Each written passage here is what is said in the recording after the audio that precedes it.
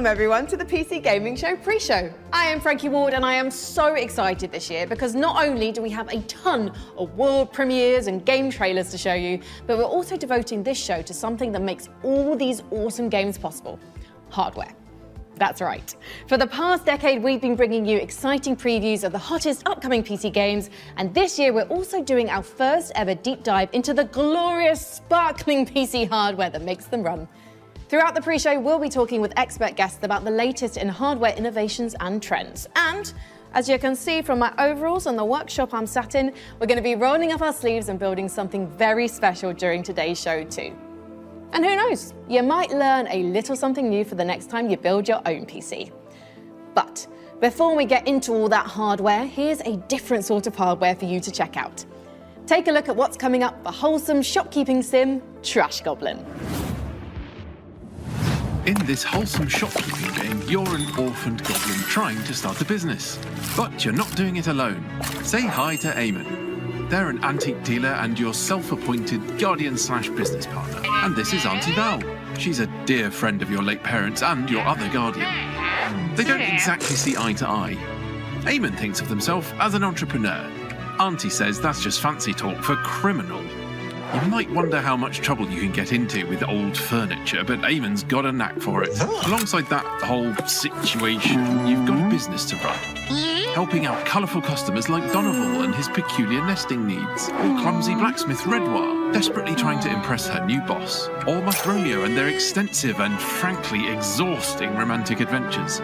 But you're your own boss. Decorate, invest in your tools, expand your shop, travel a little, all at your own pace. The fate of the city can wait. Trash Goblin, out now. One goblin's trash is another goblin's treasure. That's a famous saying in the goblin community, along with goblins speak louder than words and don't put all your eggs in one goblin. Trash Goblin 1.0 is out right now. Next up, we're going to be talking about a couple of the biggest PC gaming innovations of the past few years. But to do that, we're going to need a little help from some expert witnesses.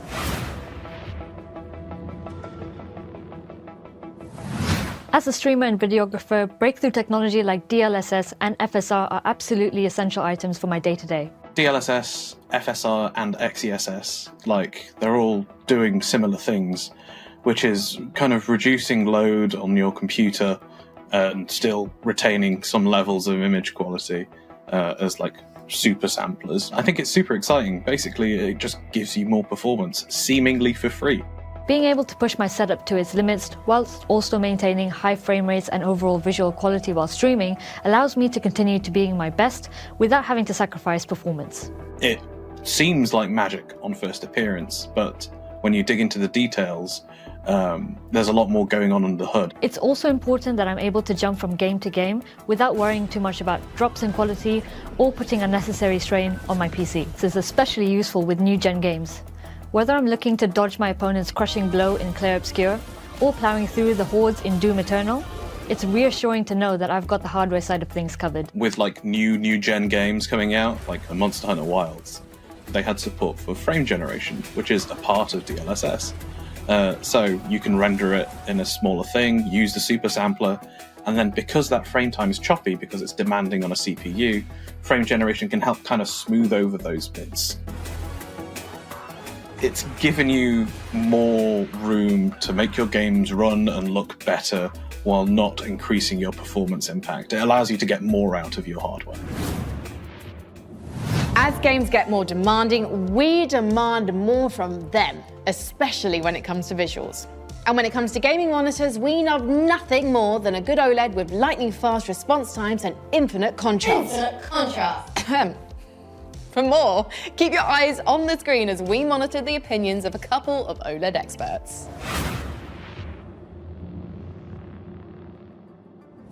OLED really does feel like a quantum leap forward in terms of the image quality you can expect from a really high-end monitor. And that's not to say they don't have caveats, but they are essentially the thing to aim for now. If you're building a high-end rig and you're thinking about what monitors to get next, really, if you're prepared to spend a fair bit of cash, and a lot of gamers are, you're looking at OLED monitors. From pixel response time, color range and latency, refresh rates, depth, getting proper blacks, they are simply objectively better, and you'll notice a huge step up if you upgrade to one from a sort of more traditional VA or TN or IPS panel. And they're getting faster and faster as well, which makes them a good shout for competitive gaming, or really any sort of gaming at this point. The big blockbusters that have enormous graphical fidelity targets and the sort of ambitions like Cyberpunk 2077 and Ghost of Tsushima, they don't look any better than when they're on an OLED screen.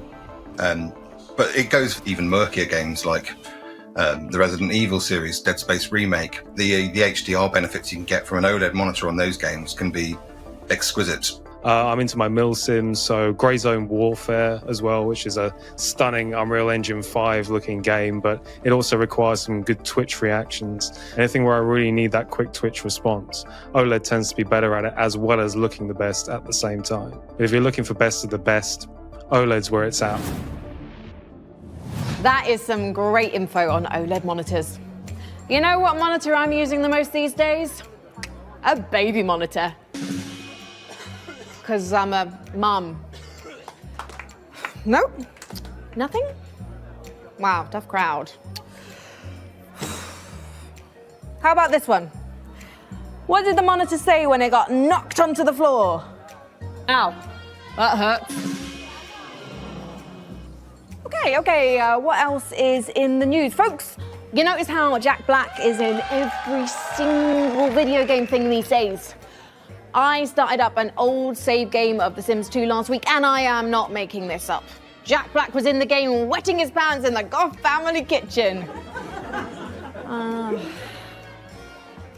And when did every game in the world decide it needed 10 minutes to compile shaders before I can play it? Did I miss a meeting?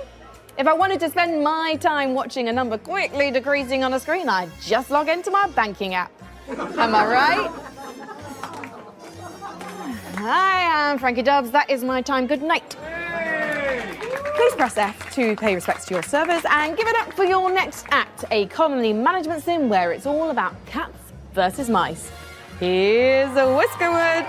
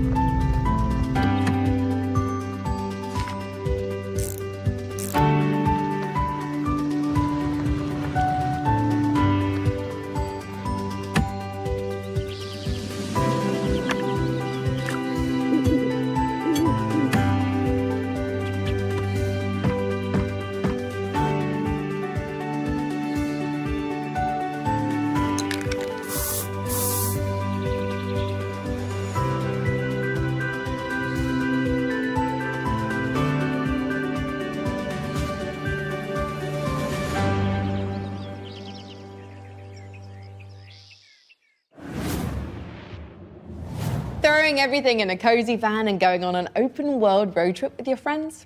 Sign me up for Outbound. Oh, hey, looks like we're getting a call from PC Gaming Show co-host Sean Plott. Hello, PC Gaming Show co-host Sean Plott. Hey, Frankie, it's me, PC Gaming Show co-host Sean Day9 Plott. Just checking in to see if you're almost ready for the big show next month. Sean, the big show is today, right now. This is the pre-show.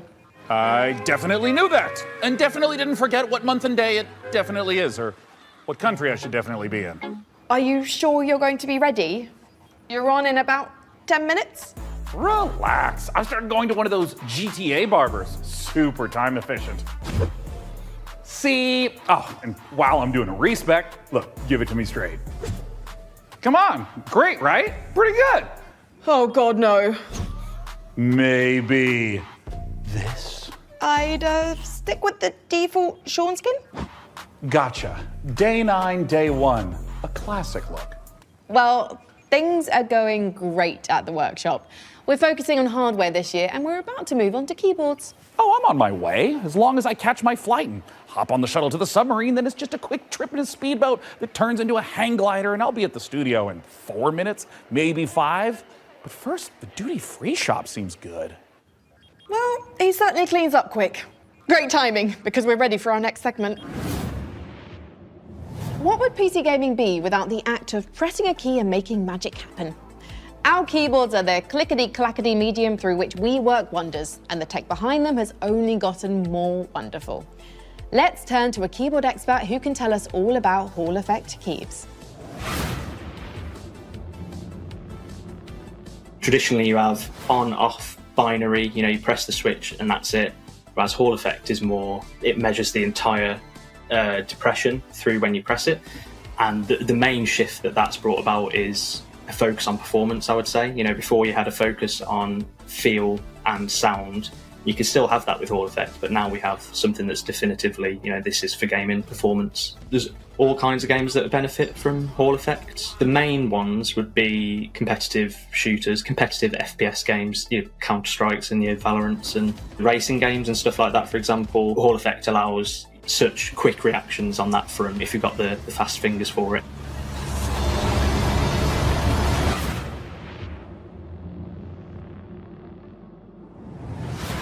Building your own PC for the first time, or even the 10th time, can be a little intimidating, but we're always here to help.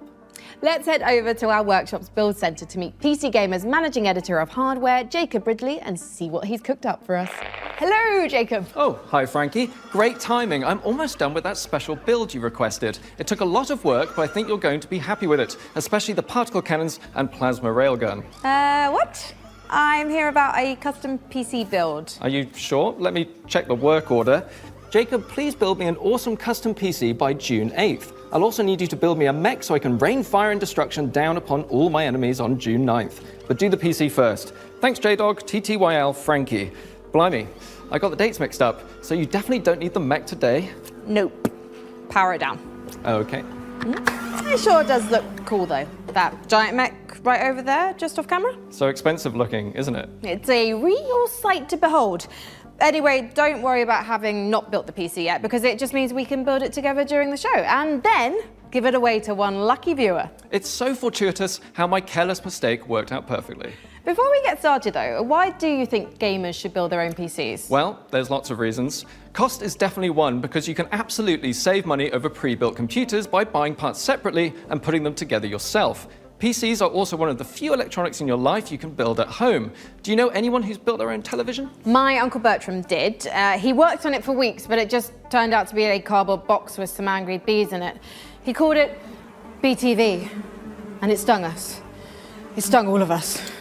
Exactly my point. We're also living in an age where we're losing the power to repair electronics ourselves. What happens when something goes wrong with your smartphone? You have to take it to someone to get it fixed, or more likely, have it replaced completely. If you built your own PC, not only will you become more knowledgeable about diagnosing problems, you'll have a better chance of being able to fix it yourself. Sound advice. Thank you, Jacob. But don't start shopping for parts for your own PC build just yet. You might be the lucky winner of the awesome custom PC Jacob and I are going to put together right here today on the PC Gaming Show. But first, we've got one more game to show you as we build our way to the end of our pre-show. If you're a fan of Unlikely Animal Friendship, something tells me you'll dig the new trailer for Cappy Castaway.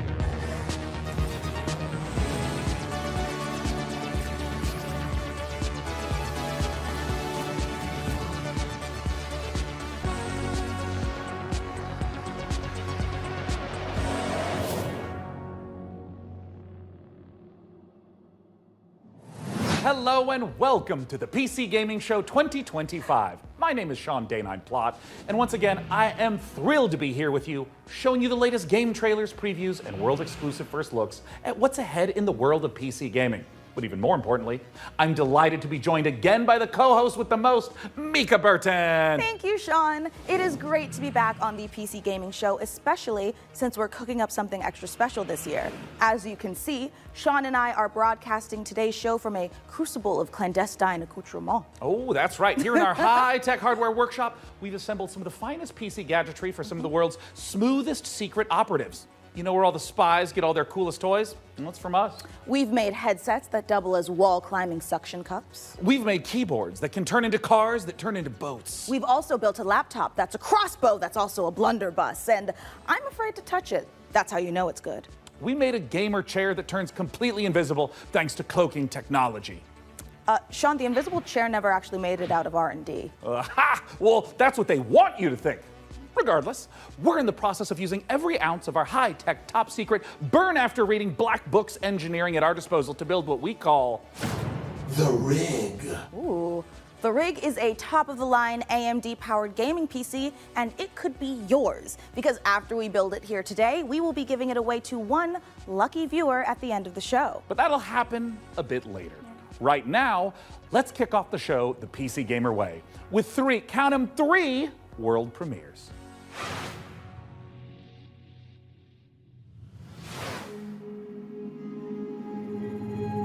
Dahlia, I know you're nervous about going home,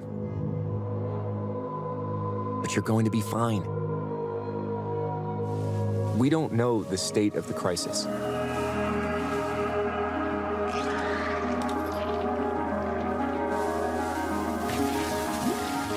But a job's a job, right?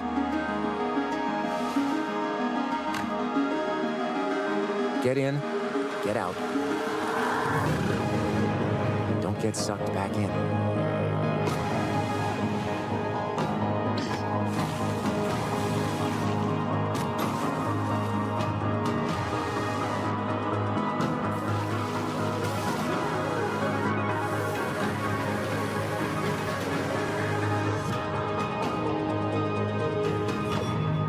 Remember, Dee, it's just a job.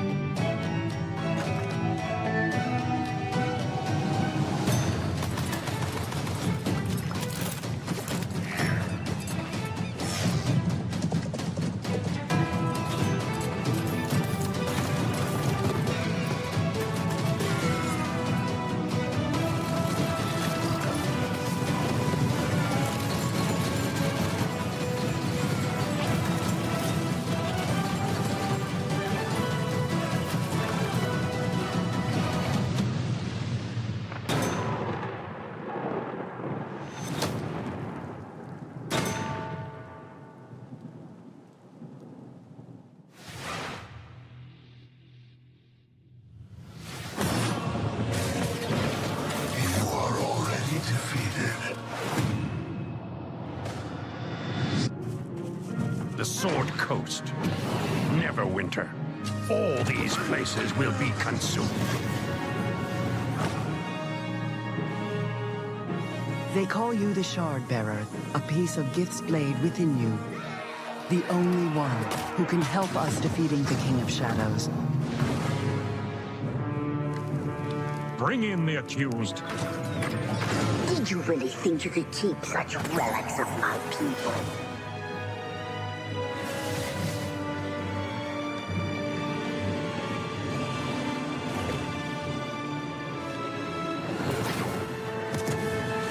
None shall stand against us.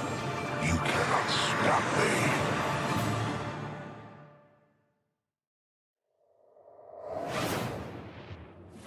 Obsidian's 2006 classic RPG, but it's all new and shiny again. Honestly, I'm calling in sick the day it launches. Ooh, me too. I think my excuse will be food poisoning. I was gonna go with regular poisoning. Interesting. Go on. Well, I already have so many sworn enemies and even more unlabeled bottles in my kitchen, so it's entirely believable. You know what? You do you, my guy. In the meantime, let's check in with Frankie and Jacob about the rig. Thanks, Mica. I'm here with PC Gamer's managing editor of hardware, Jacob Ridley, and during today's show, we're going to be building an awesome custom PC. Even better, everyone watching will have a chance to win it for themselves. This PC will be a gaming powerhouse with an AMD Ryzen 9 9950 X3D, a Gigabyte Radeon RX 9070 XT, plus 32 gigabytes of Corsair Dominator Titanium DDR5 RAM. We're also throwing in a Corsair K70 Pro keyboard, Asus ROG Swift OLED monitor, and a Corsair Nightsword RGB mouse, all handpicked by Jacob. We didn't forget a thing. We're even including a mouse pad. That's where your mouse lives, sleeps, and entertains other mice. Let's get to work. Hey there, PC Gaming Show. Check out this next trailer. It's fabulous. Fresh tracks, or I will get you. How do you stop that which never ends? In the endless, no two journeys unfold the same way. Come, remain by the fire, and hear the tale of Norwind's greatest champion.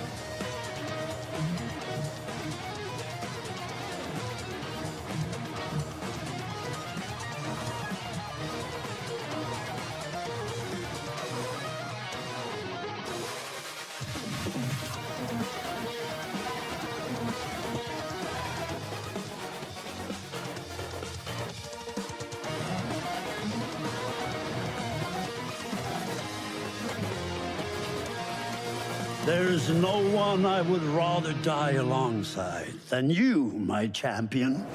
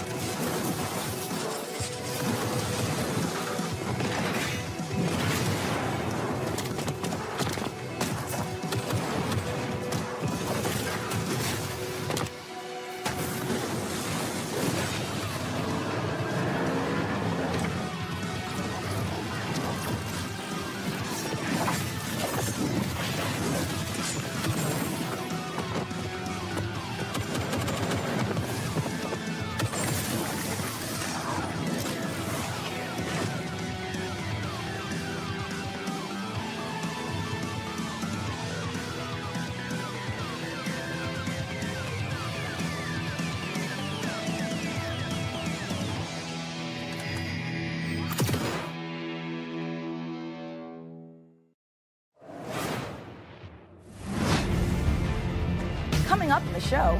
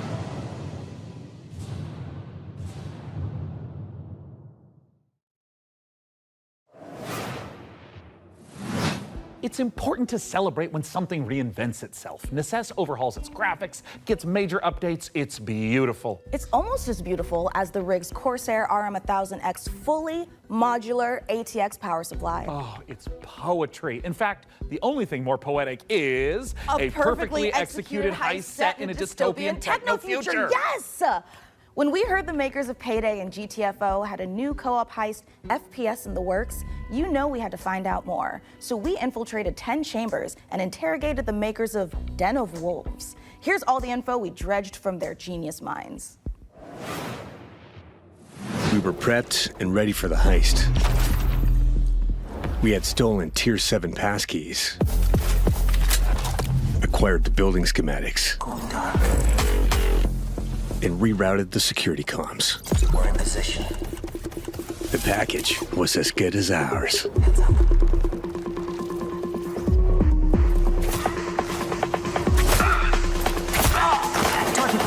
Every variable accounted for, but we fucked it up anyway.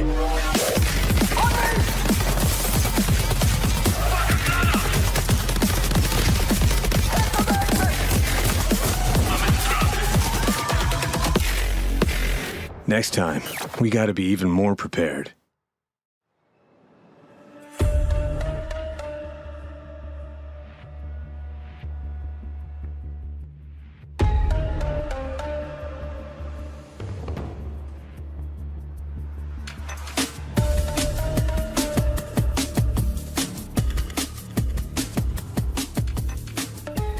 Den of Wolves is a first-person shooter, four-player co-op heist game taking place in the future.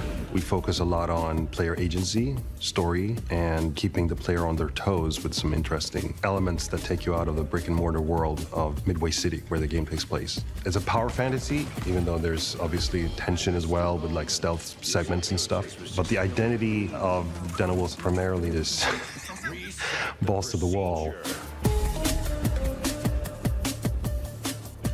Den of Wolves is stepping back into our Payday roots. The big difference is, of course, the sci-fi area, where we can play around a lot with design. The freedom we have with this sci-fi space is a bit terrifying, actually, because you can go nuts, basically. We've actually told ourselves to not try to over-design stuff, but not limit us creatively. So designing the Midway City from the start, we knew we wanted big mega-structure buildings to actually place our levels within and be free of how big levels we want them to be. It's this very large city arising from the sea. You want to look out at the city and see, like, okay, so this is a living, breathing city and it works.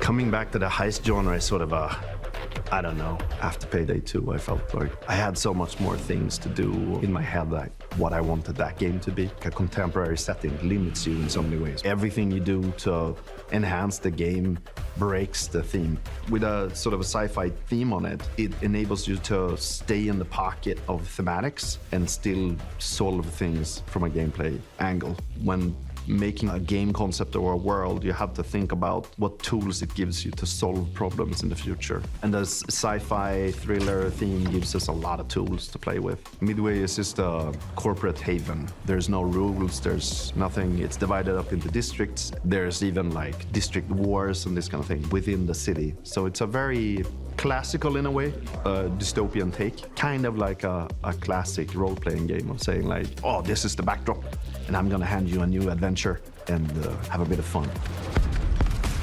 So there's something called dives in the game. It's basically a neural heist. In the middle of whatever you're doing in the normal mission, you can basically jump to this other place. Thematically, there's these architects that build these defense mechanisms that gets injected into people's minds, and then you're trying to break into one of those. The dives allows us to explore a little bit with visual art design and gameplay design. Just tracking down this specific person that you need to make a dive into to extract information. We don't need a bank vault for that. It could be a suburban, gritty area, or it can be a very high-end luxury apartment or of some sort. The dives provide change of pace and change of intensity in the gameplay and change of scenery, and it could be a nightmarish sort of abstract thing. Imagine trying to navigate a forest or something like this. But it could also be a Japanese temple or fortress in the Swiss Alps. We could just mix a lot of different stuff together because it's this very abstract place. And also with gameplay, we could go from a shooter to a platformer to a horror theme. Or we can have sort of parkour experimentation where you can run on walls. We make the rules for what the dives are and what they can be.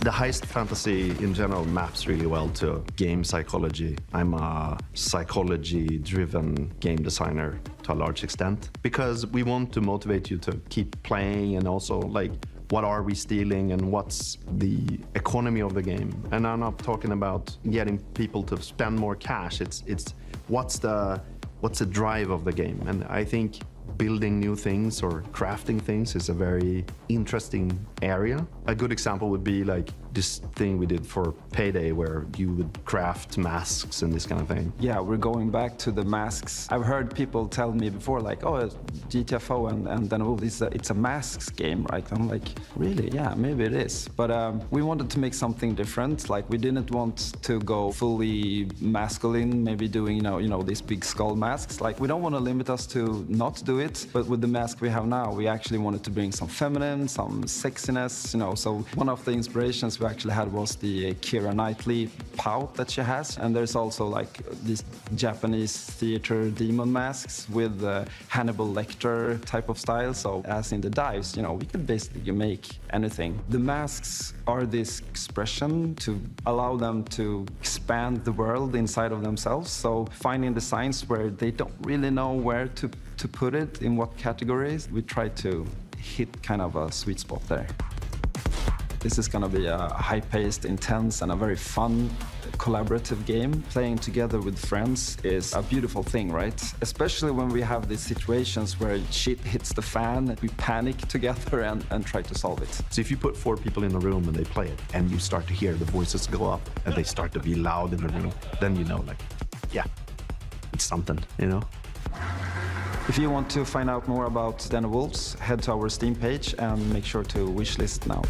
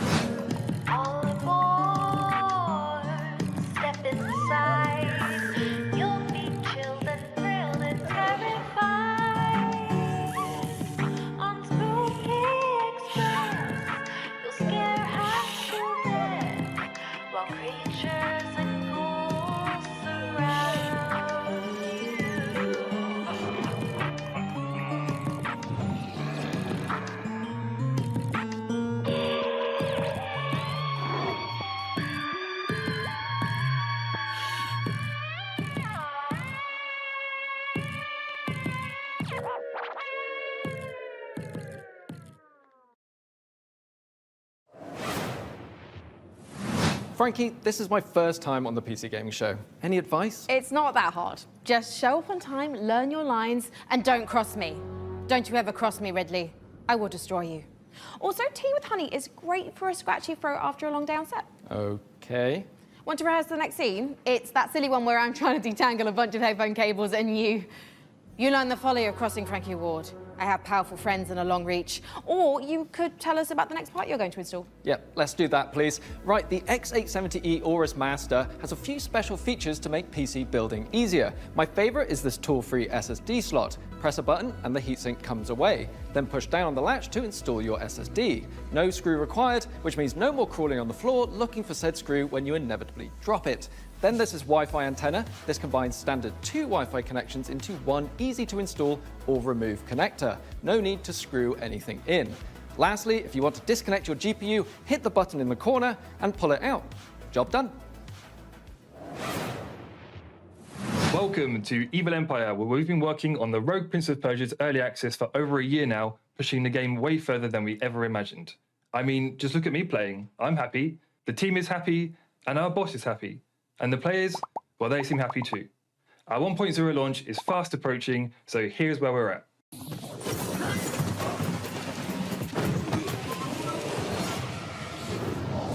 Death shuns you, Prince. Use this gift and right your wrongs.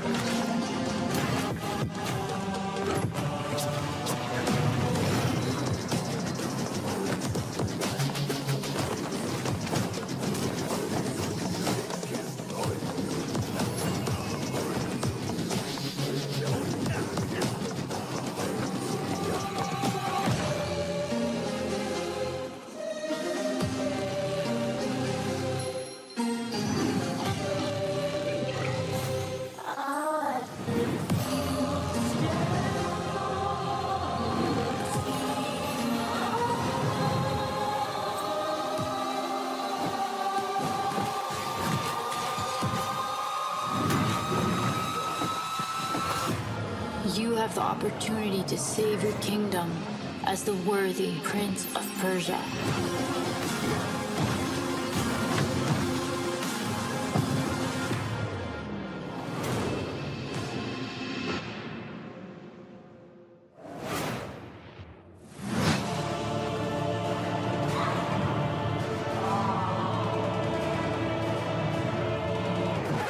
Yep, that's me.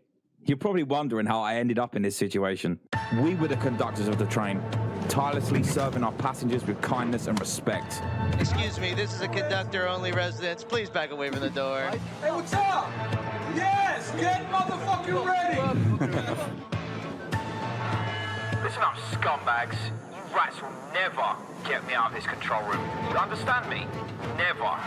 Car key. Bro, let's just flush him out. I'm tired. Do it. Run! Move, move, move. Hull compromised.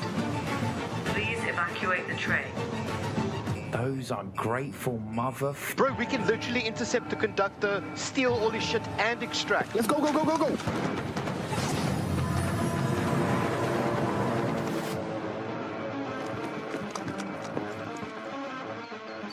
I'll take right, you take left. Say go. Go, go, go, go, go. There. We got them! We got everyone! Engine fall in 10, 9, 8. Carabao, we gotta move! 6, 5, 4, 3, 2, 1.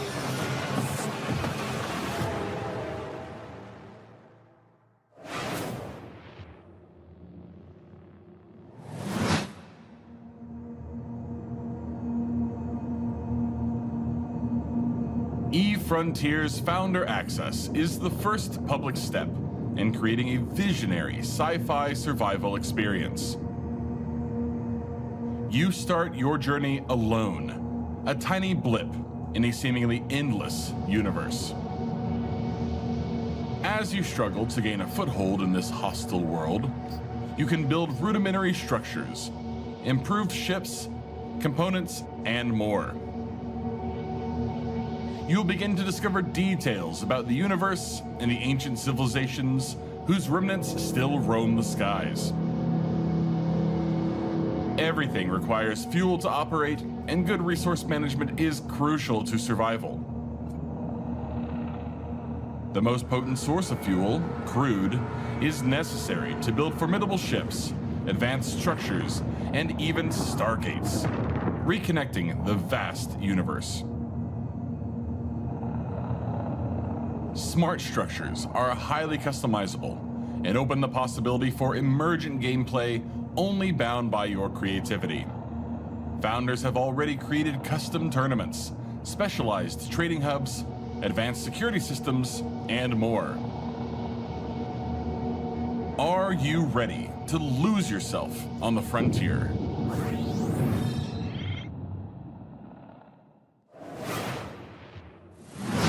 Wow, I knew space was dark, but that was dark. CCP really knows how to make the destruction of the universe look kind of beautiful. I'm honestly looking forward to being ambushed in the depths of space in EVE Frontier. But if you're like me and the thought of being caught off guard is a no-no, just head over to the PC Gaming Show Steam page and you'll find every single game we're showing today in one convenient spot ready to be wishlisted. So no scary surprises. Absolutely. And now here's a look at some of the great games from puzzle publisher Astrological.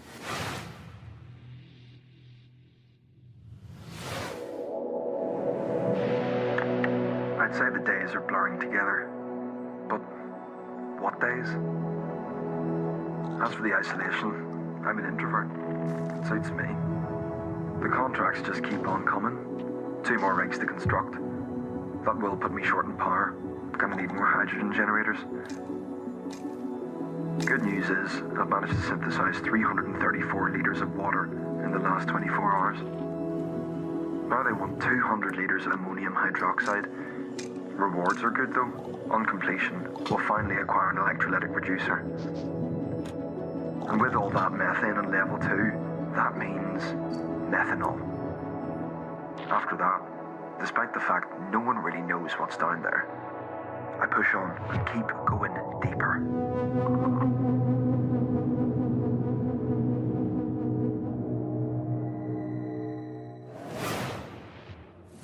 Welcome to Matsuzawa Manufacturing Factory Number 1.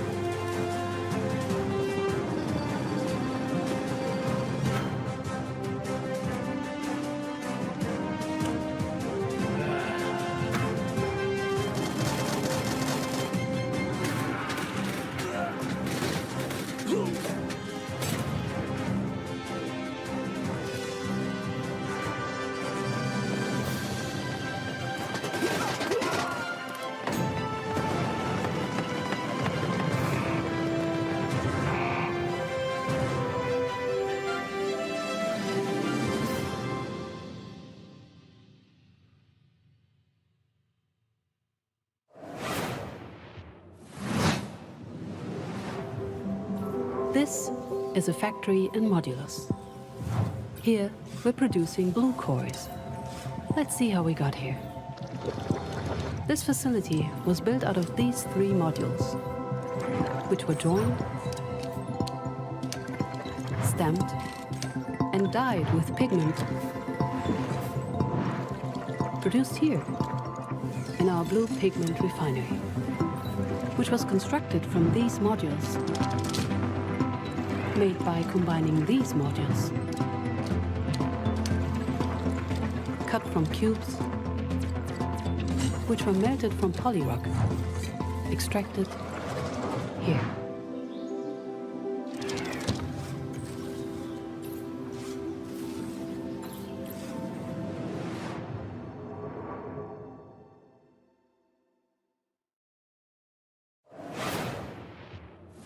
So, Jacob, have you got any quick PC building tips you can share with our audience? Here's one. You know when you accidentally drop a tiny little screw into your PC case and it just disappears? Oh, yeah, I hate that. Do you have some cool hack for quickly finding it? Nope. My tip is that screw is gone forever and you should pretend it never existed. Forget I asked about tips. What can you tell me about the Radeon RX 9070 XT you're installing? The Radeon RX 9070 XT is a hot ticket item right now, and for good reason. This is AMD's graphics division putting its best foot forward with an RDNA 4 chip that can go toe-to-toe with NVIDIA's GeForce RTX 5070 Ti. If you're worried about running out of VRAM, don't be. This comes with 16 gigabytes of GDDR6. That's plenty for gaming at 4K.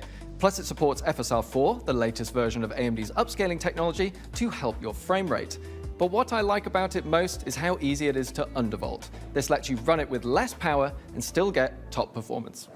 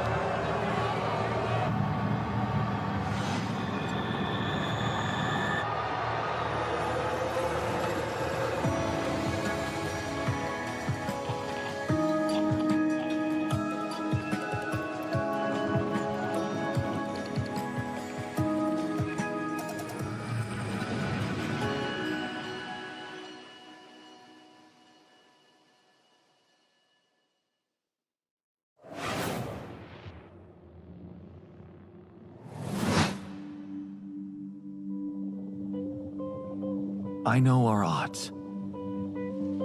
Maybe it's time to consider the easy way out. Give me all your love now. 'Cause for all we know, we might be dead by tomorrow. I can't go on wasting my time, adding scars to my heart. 'Cause all I hear is I'm not ready now. You were always one of us. From day one.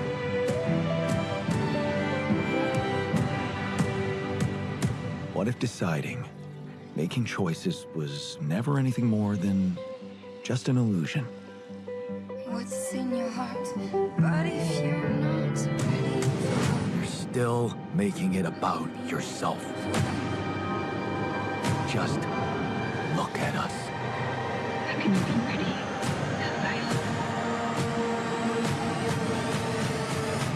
I just wanted to find a way out. 'Cause soon enough we'll die. 'Cause soon enough we'll die. 'Cause soon enough we'll die. This is Pathfinder, Abomination Vaults. A hack-and-slash dungeon crawl where up to 4 players battle through a single massive labyrinth filled to the brim with monsters, treasure, and secrets.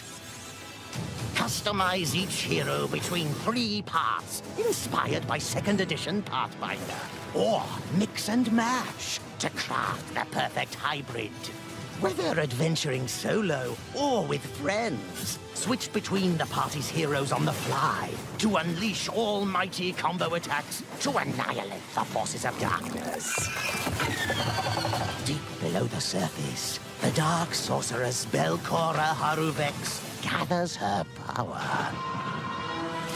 Are you foolhardy enough to delve into the shadowy depths of the Abomination Vaults?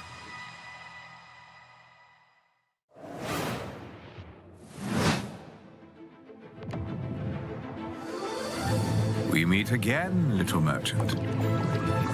Still taking up the challenge of a double life. Torn between one endeavor and another. 2 sides of the same precious coin. In one life, you brave dangers, while in the other, you put your skills and hustle to the test. To grow your store. As you chase that vision, you may pause and wonder, is this pursuit more important than its destination? That answer lies within you, little merchant. Computers aren't the only thing we build here at our hardware workshop. While Frankie and Jacob are working on the rig, Mica and I have been preparing some more elegant equipment for fieldwork, spy gadgets. See here, this might appear to be a standard ATX full-tower personal gaming computer. In actuality, every component is also an extremely cool spy gadget. Take, for instance, this CPU fan. In reality, Ninja Star. Huh, that did a real number when we tried it on an intern. Well, moving on, we have our range of hidden tasers. To the untrained eye, a coffee mug. Yeah. In reality, a taser. Ooh, or how about this? To the untrained derriere, a roll of toilet paper. But in actuality, you guessed it, it's a taser. Hey, what about this? Is this like a hidden listening device, USB, or is it maybe a spy camera? That is, of course, also a taser. Don't worry, he'll be fine. Eventually. For now, let's check out our next exciting world premiere.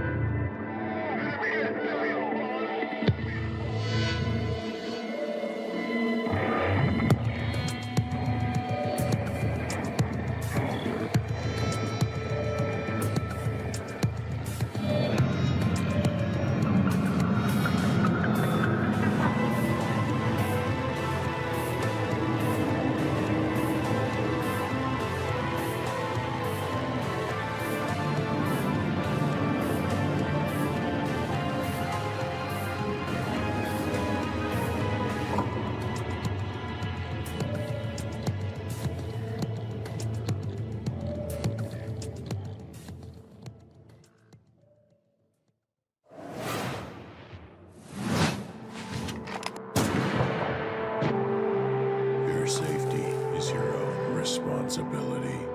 Sharing a roof with someone, make sure they're humans. Check their eyes and teeth. An overlooked visitor will kill you.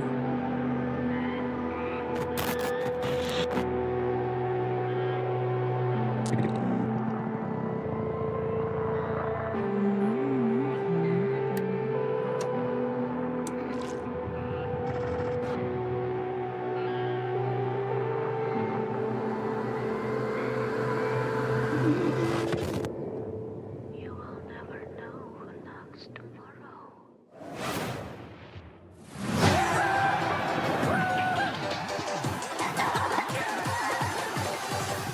Hi, I'm Oscar, a solo developer, and this is my game, Botsu. It's an online multiplayer game where you control a ragdoll robot and compete in some very silly physics-based competitions. I started making this game in my spare time, and now you can play the free demo on Steam. You'll start off in a lobby area called Bot Central, where you can meet up with your friends and mess around with the sandbox while they arrive. When you're ready, mind the gap and hop on the matchmaking train to your Botsu tournament. Your team will compete in bonkers boxball matches, steal boxes and drag your team to victory in Stockpile, and try to be the last bot standing in Sumo.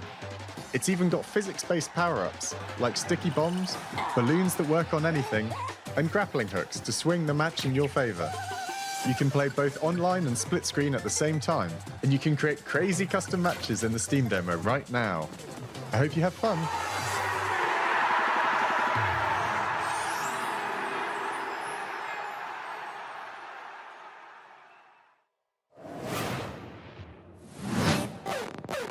Spotlight, hot night, glow red in the spotlight. I slay, big swerve, big roll, rich chase. I serve, line up for the looks that kill. So rich it can make you ill. Don't choke on the diamond pill. Cheap lights, get a gag light. Bow down to the golden strand. Get in line, I'm an hiding man. Come close, kick it, I'll use what I can when I can. I will rate with a 1 to a 10. I will call if I want it again. Coming up in the show,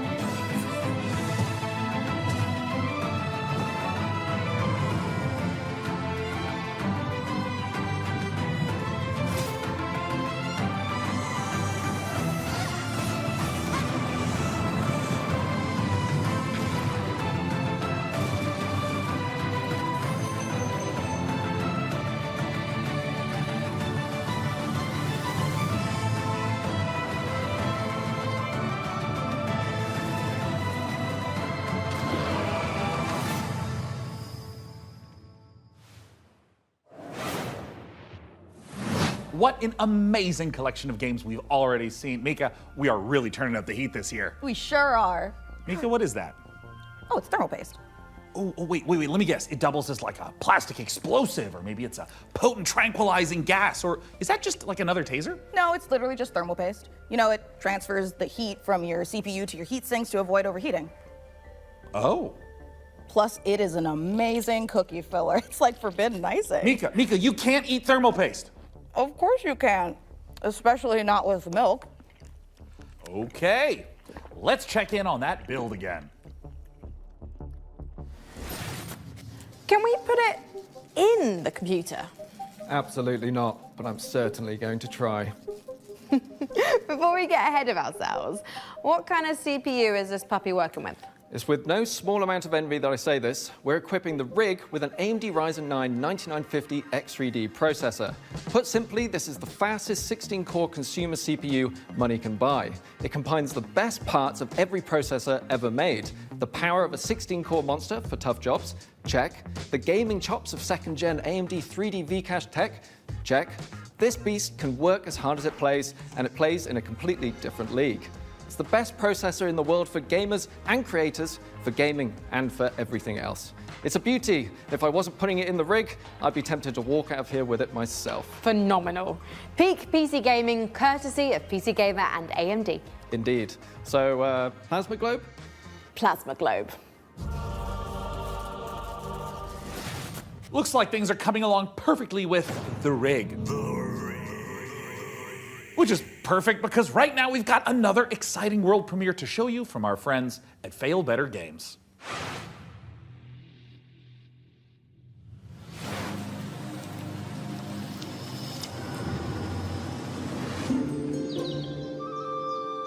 The village of Chandley is small, complicated, and everyone's got their own story. For 100 years, the practice of horticulture has been under a curse, making even the simplest act of cultivation unpredictable. But you come from a long line of sorcerers steeped in the green and growing arts. Your family's old lodge has been empty for a long time, so don't expect airs and graces. Chandley may be small, but it's thick with secrets and set in its ways. Is it ready for the return of a mandrake?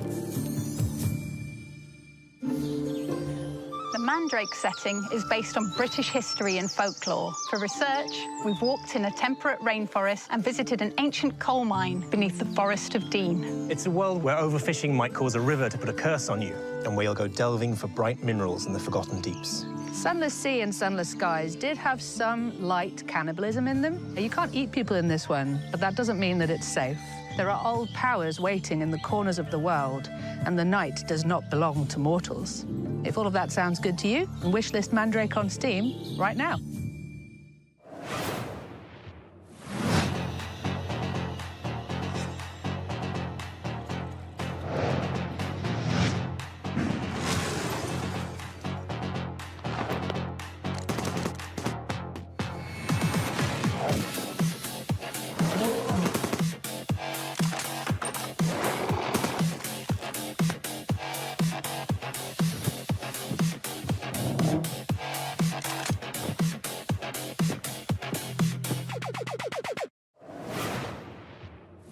A week in the life of a demon school student in under a minute. Starting now. Monday, catch up on the news. Get a new assignment. Fight some guys using tactics. Check your diary. Tuesday, investigate a spooky classroom. Gain a rival. Fight some more guys. Find a dog. Wednesday, romance your friends. Kick an egg. Fight those guys. Thursday, follow some blood. Track down a missing sandwich, pull a new friend out of nowhere. There's guys, you fight them. Friday, find a cursed dog. Learn a terrible secret. Fight a really big guy. The weekend, sing karaoke, race beetles, rent some tapes, and generally just relax. That's 1 week down, many to go. Wishlist Demon School, an RPG with tactical battles right now.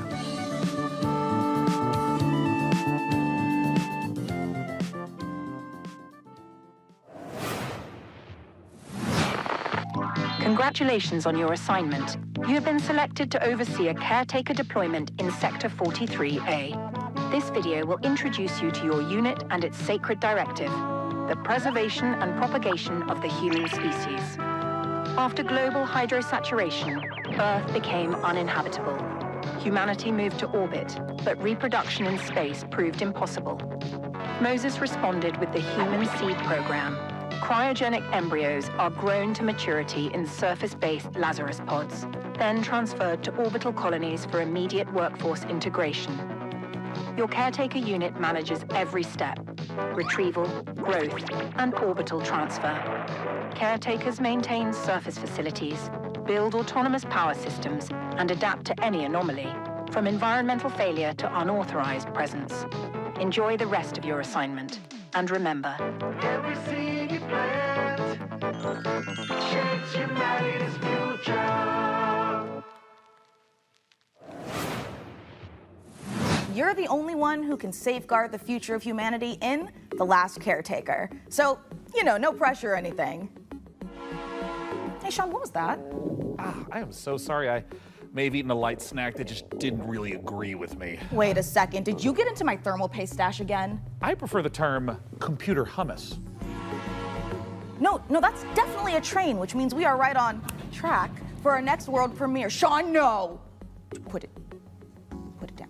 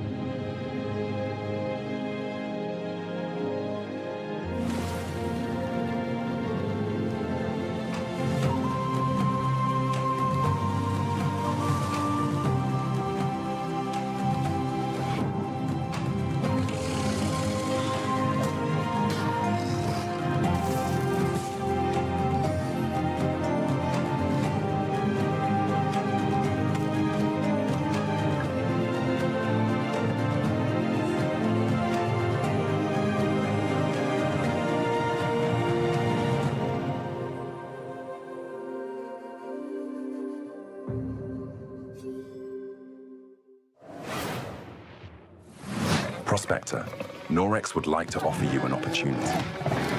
We have some dirty work we need you to take care of. At your own risk, of course. Keep your mouth shut, and you'll be rewarded. You want to hunt monsters? Join Norex.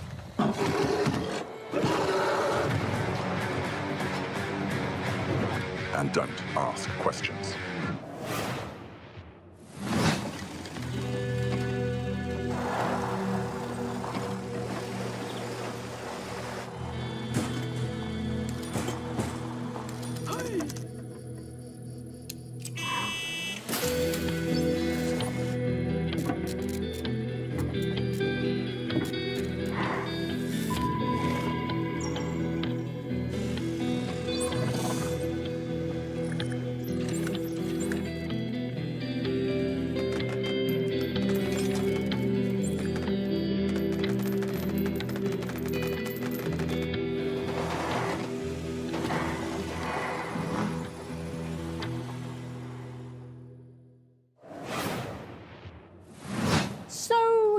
Building PCs, but can you build other things?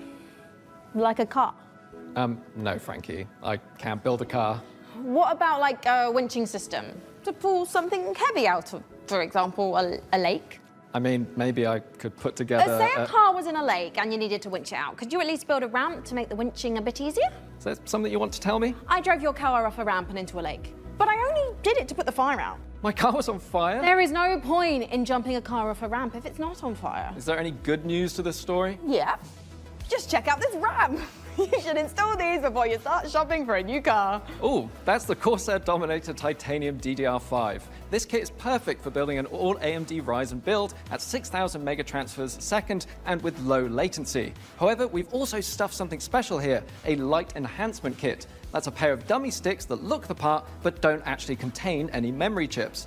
This is a great solution for an AMD build, as it means you can stick to the more reliable slots on the motherboard 2 and 4 while looking the part. It also pairs nicely with our Haven 420 case, which offers thermal optimization through its central GPU airflow that sits within a dual-chamber design. That sounds like the perfect hardware combo for anyone looking to frag draw cards, explore endless dungeons, or simply stream with friends. But while you're out there updating your part picker list, why not check out this exciting upcoming game?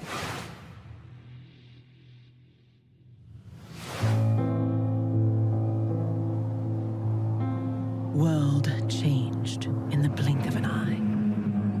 The outpost where we hoped to find salvation has stopped responding. We found it abandoned, all in ruins. Now we have to find out what happened and rebuild what's left.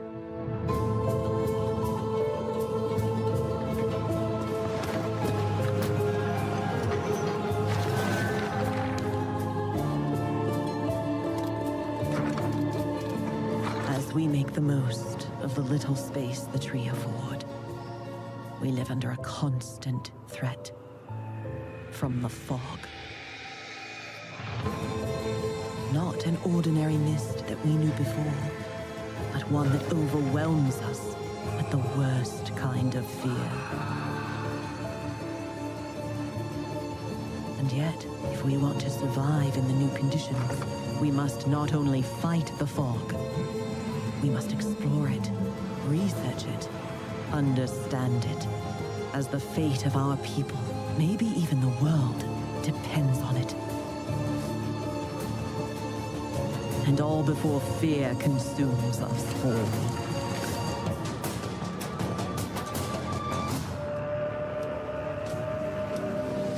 The tree provides. The tree protects. The tree prevails.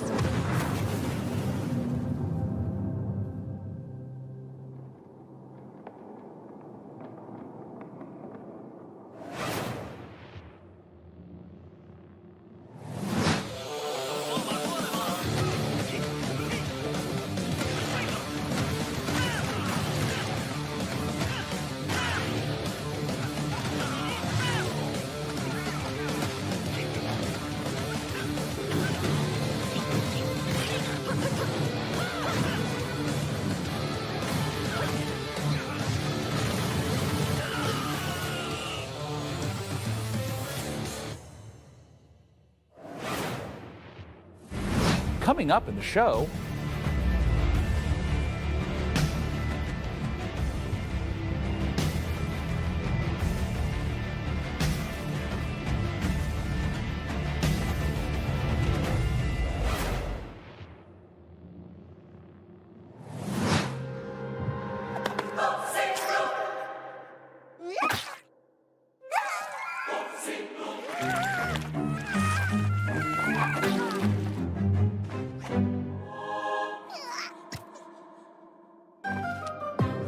Your cult is waiting for prophets to lead them.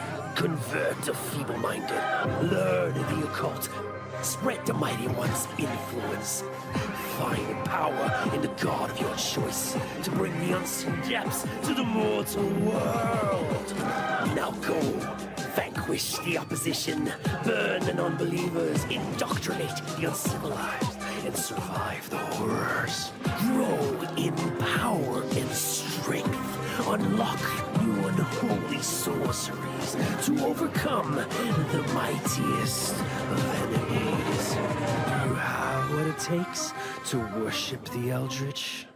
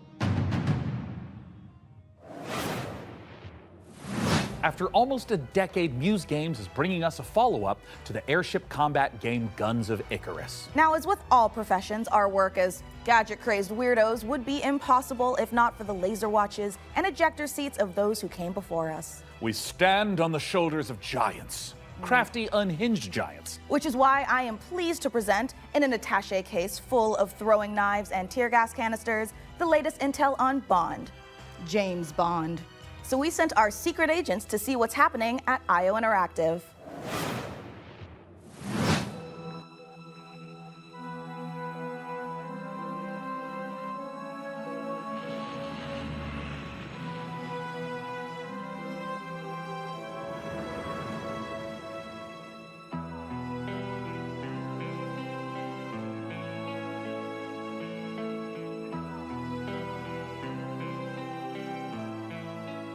When things got together and we figured out that we were going to work on such a legendary IP, we were very, very excited. It's a huge opportunity. And also the fact that it hasn't been a game for 14 years just adds to the excitement of a comeback of this game in gaming. The colleagues that we have here are phenomenal, and I think taking all of their experience from the sort of agent fantasy that they've been building for all these years and applying it to the Bond franchise has been incredible to see and to be a part of. We're making a standalone James Bond game, but there are characters and locations that I think are going to make the fans of the novels and the fans of the movies and the cinematic history really smile. In any kind of IP where there's some known aspects of the character, you can initially view these as constraints, but really they're strengths because we get to work with all these amazing partners. Aston Martin and Land Rover, collaborations with Omega, and all of these things lends itself a sense of credibility to the player that this is a real James Bond experience. Crafting this character has been both exciting and extremely challenging because it's a balance between being very true to Ian Fleming's novels on the character, yet bringing some part of IO into that. The most special thing about our version of Bond is that it's an IO reimagination of the origin of Bond himself. And it allows us to really dive in and learn about what it takes to enter this world of espionage. It was very important to us from early on that we didn't want to synthesize Bond. We didn't want to go in and cherry pick qualities from different aspects of stories or whatever. We wanted to make something that was fully original. So he's young. He's someone who doesn't yet know all the things we know about James Bond. He has all the core qualities. So he is irreverent, he's inherently charming, he's funny, but he's not yet cold, he's not callous, he's a more energetic, he has that impatience of youth built into him. Somewhere in between a naive, not yet worn down, principled young man, and then that journey onto this hard-hitting, colder guy that we might recognize. That space there was really inspiring to us. He is very true to his North Star and his values. And the story is very much about when you meet the harsh, political, dangerous world out there, how does a young man fare while still retaining his values? Not only will we get to experience the character changes and the lessons he needs to learn, but also how he gets his famed gear. The world is a big part of how you solve the problems as you get to them. Using the environment and weapons and charm, and obviously gadgets is a huge part of that. We have a lot of the gadgets you'd expect and then quite a few you wouldn't. So our longtime fans from our Hitman franchise can expect to recognize some of these core elements from our interactive in our James Bond game. A really core aspect of this game is what we call creative approach. And it has to do with standing outside a lavish location. We're going to give you an objective in here. You absolutely need to be able to do that in a bunch of different ways. But I think the biggest difference is that you need a lot of patience to play Hitman. You need to be sitting there seeing the patrol. He goes over there and he likes wine and you overhear that thing. But Bond, he can also just walk through the front door. I'm actually just going to go and talk to them. I'm just going to go punch him right now. If you're a James Bond that wants to crouch along, the covers and be careful and all that stuff, that's your Bond and that's fine. But we've crafted a game that has a lot more forward momentum. Spycraft is part of our DNA. However, in terms of Bond, there are two key differences. The agent we were working with before, he is an empty shell, right? He's a chameleon, whereas James Bond is very much a personality. A big part of the fun of playing the game is to see what he'll say because he always has something great to say that you wouldn't have thought of. His quick wit and talking your way into and out of trouble is a big part of the core loop as well. If Hitman is a single-minded killer and basically the bad guy of the game, Bond is the hero. And that means that we are much more focused on his journey as a character, and we are much more focused on saving the world. I think it's safe to say that we were dialing the action to 12 on this one. We wanted a physical Bond. We wanted fighting to be visceral and brutal and violent and super fun and exciting. So we spent a great amount of energy on making a system of free-flow combat where you're fighting multiple opponents at once. You can grab them and punch them and throw them into each other, use the environment. We really did strides and upping the dynamism, the kinetic feel of the combat, be that the melee combat and the shooting and the seamless in and out between that. It's very, very exciting. We as a studio and as a team have evolved a lot to do top class action, spectacle moments and spectacle situations, all interactive. The situations you get into are absolutely wild. It's because that's the 360 experience that our fans deserve and expect from a Bond experience. And we've really pushed our engine to sort of bring on this higher level of spectacle and fidelity to the game. This production has pushed our internal tech beyond. Like miles ahead of what we were able to do before. Depicting these beautiful different cities and locations, exotic types of vehicles, not just normal vehicles. So take everything we know, but also evolving with technology to deliver an experience that is more advanced than we've ever done before.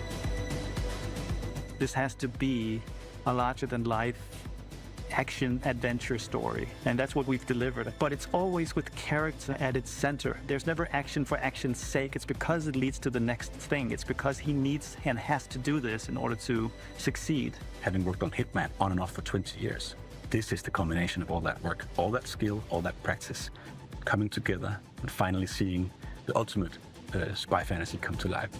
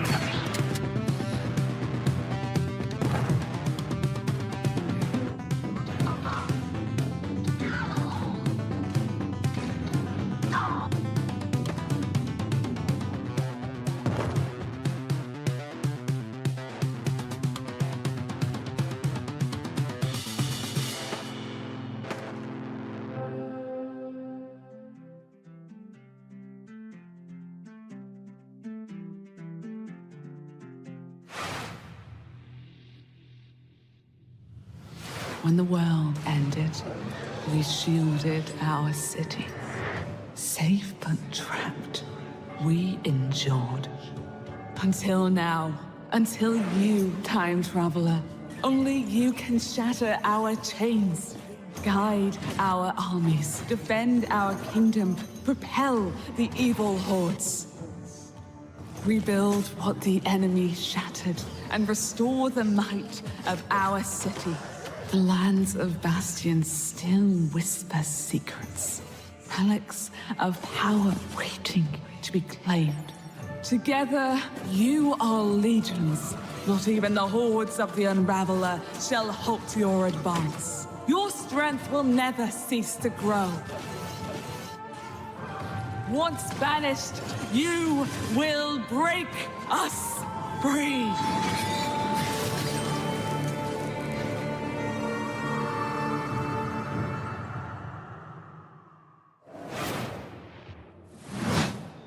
If it feels like something's been implanted at the base of your skull, that's because there has.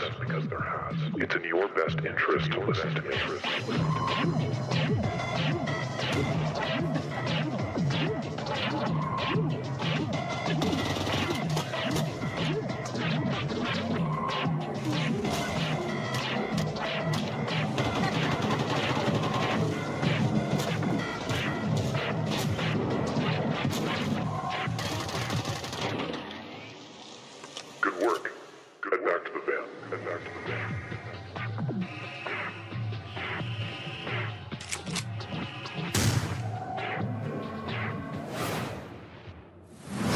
you can see, we are running a fine-tuned engine of gaming goodness. Oh, speaking of, Sean, what's going on with the rig? Let's find out. Frankie, Jacob, status report? We're doing great down here. Jacob is about to fill us in on what we're installing next. I'm just wiring up everything with our Gigabyte Aorus X870E motherboard. It's got a suite of features for reliable overclocking and memory performance, and its built-in thermal armor and heat sinks will keep our Ryzen X3D rig running great without running hot. And of course, our GPU, a Gigabyte Radeon RX 9070 XT with RDNA 4 architecture, and 3rd gen AMD ray tracing tech for competitive 4K performance. Awesome. And for those of you who want to speed up your own PC build, I've got a technique I always use. A montage. A what? A montage.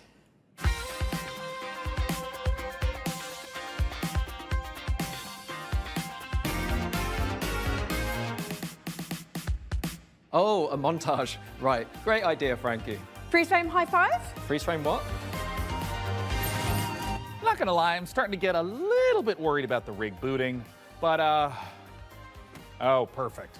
In the meantime, here's some new tech for you, or should I say, some new Terra tech.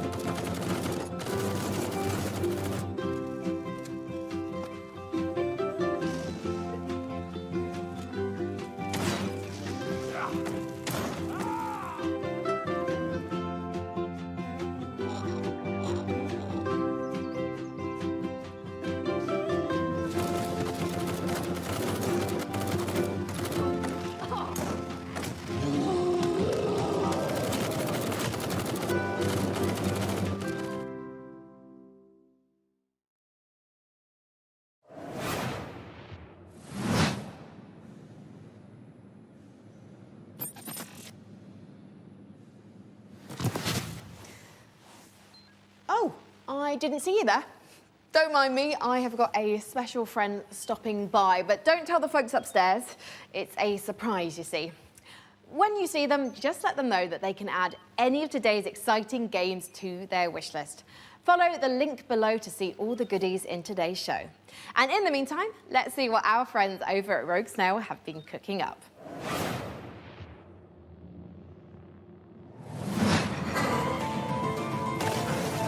Meu Deus. Perdoe essa pobre coitada, que de joelhos rezou bocado, pedindo pra chuva cair sem parar.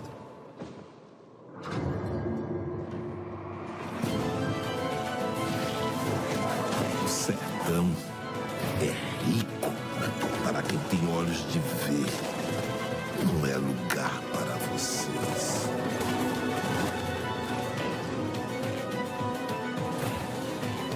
Uma pessoa pode lavrar um chão que nem mesmo cactos consegue brotar.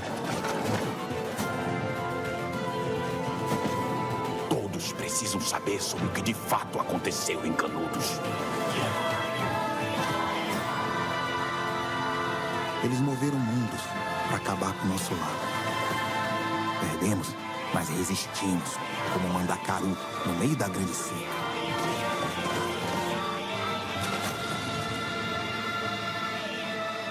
Eles vão nos massacrar novamente, Pajem. Eles vão nos massacrar. Um a um.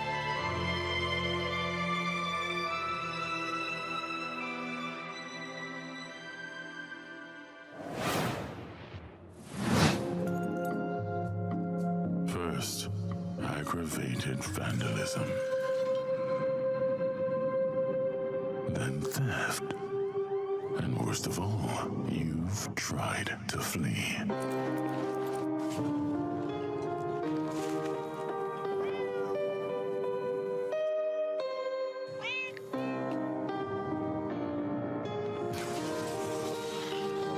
And it pains me deeply.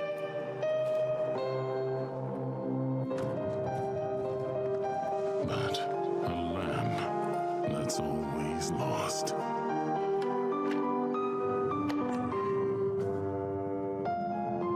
Has to be told.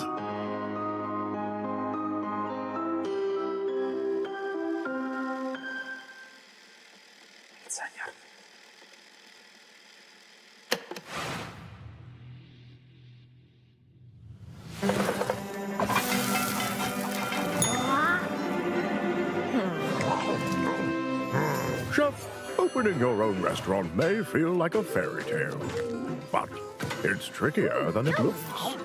Customers curse you. The hordes line up at the door. Elder gods are summoned. All of this can really burn your biscuits. But you will be forged in the fires of the kitchen. Sharpen your knives and master the magic of food. For an ancient hunger has awoken. And the path to a demon's heart is through its stomach.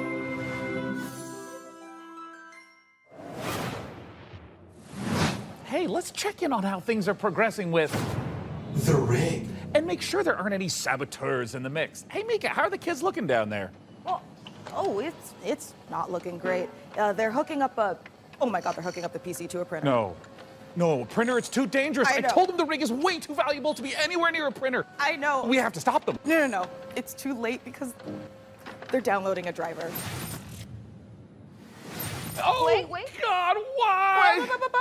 Maybe it's an okay. Jacob looks like he's laughing. Oh, no, he's sobbing. Oh, no. And now he's cursing God. Yeah. Why, you maniacs? Why? Damn you, printers. Haven't you taken enough from us? Well, while our team does some troubleshooting, let's take back the post-apocalypse from hordes of mutants in co-op roguelite Guntouchables. If you're watching watching this tape, it means the world has ended. Welcome to Gun Touchables. It's not a game, it's a state of mind. It's about having such a cool gun, you're untouchable. That's why they call it Gun Touchables. Collect crates in the wasteland to help you kick more ass. But your enemies are getting upgraded too, and that's where things heat up. So get ready to blow stuff up, and smack stuff with a shovel, and shred stuff with a bone saw, and snipe stuff. Survival is about sticking together. It's about getting badass guns and even more badasser upgrades. It's about killing whatever this thing is. Because here in the apocalypse, you're up against a million maniacal mutants that want nothing more than to pound you into hamburger meat. There's only one way to survive, and that's to become Gun Touchable. Coming to early access on June 17th.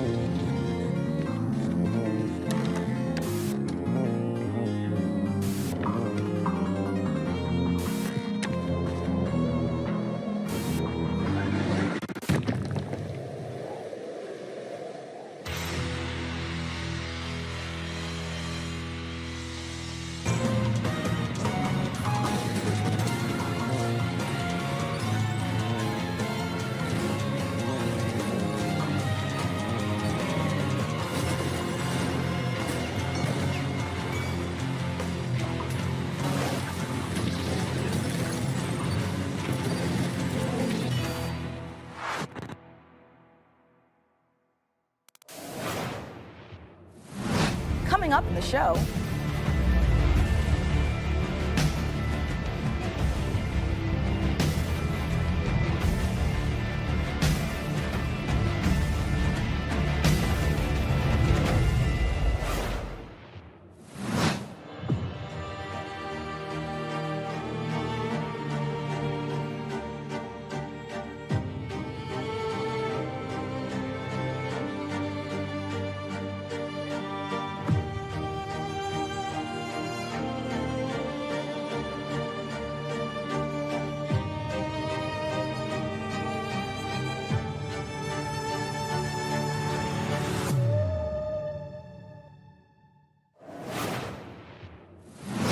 And this is the Superhero Dispatch Network. I hope you're ready for your first shift. Wait, we're doing this? Hey, team. This is your dispatcher. Someone's robbing the museum. Watch and learn, Sonny. How do I mute you? We're taking bets on when you'll quit. Friday? Today's Friday. I know.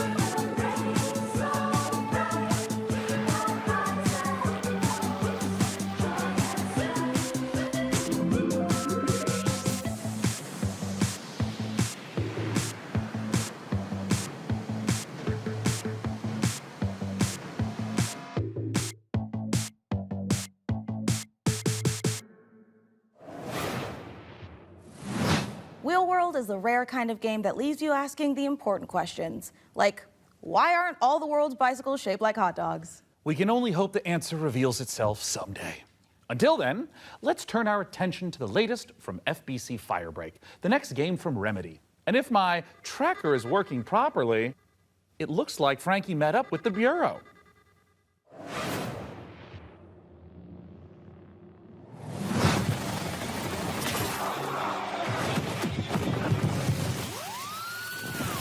been 6 years now since we've been locked in with the hiss. I don't care about your day job if you can hold a gun and use a tool.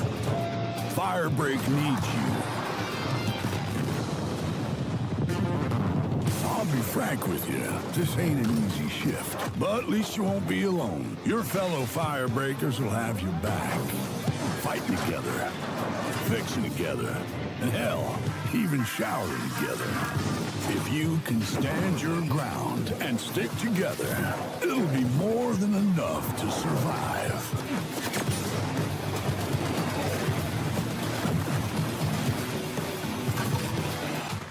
Corrupted item loose on site. On my way.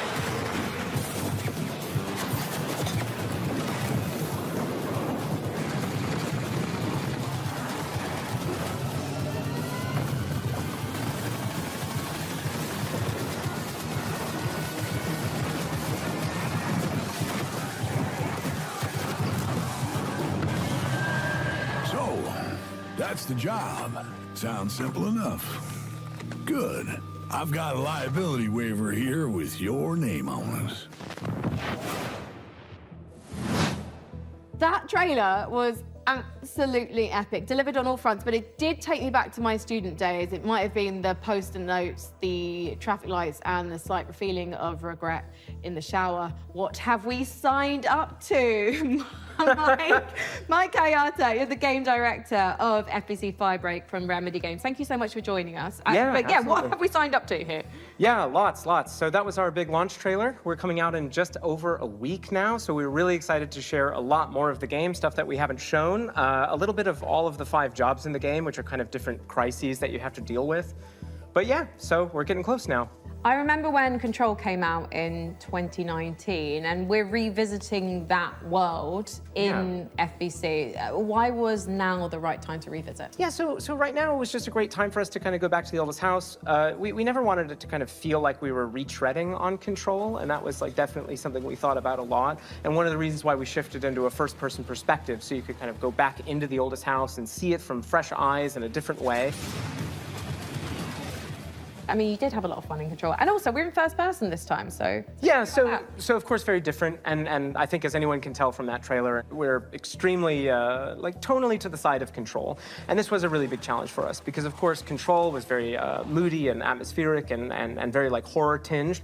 But, of course, it did always have that little edge of absurdity. And speaking to that, this is kind of like why we leaned into that more absurd angle. Because, you know, Control was very carefully built for a single-player experience. Since we are sort of a kind of joke around with your mates and just kind of have fun thing, we didn't want to totally like betray that franchise, but we did want to take those kind of recipe components and just flip them around. So we keep that kind of edge of like horror and tension and stakes, and we just add a lot of the absurdity at a higher value. So for example, like you saw Sticky Ricky, our gigantic monster made out of sticky notes. In one of our trailers, you know, somebody I think actually shouts like, "Sticky Ricky! Sticky Ricky!" Which was, to us, very, very funny, but to that character, completely terrifying.